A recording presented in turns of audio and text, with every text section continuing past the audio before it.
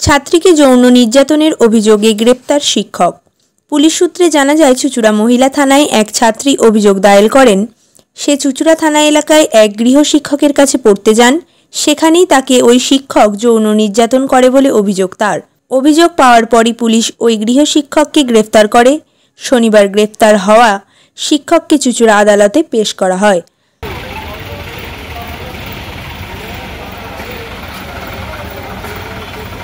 Bureau report, TV99 Bangla.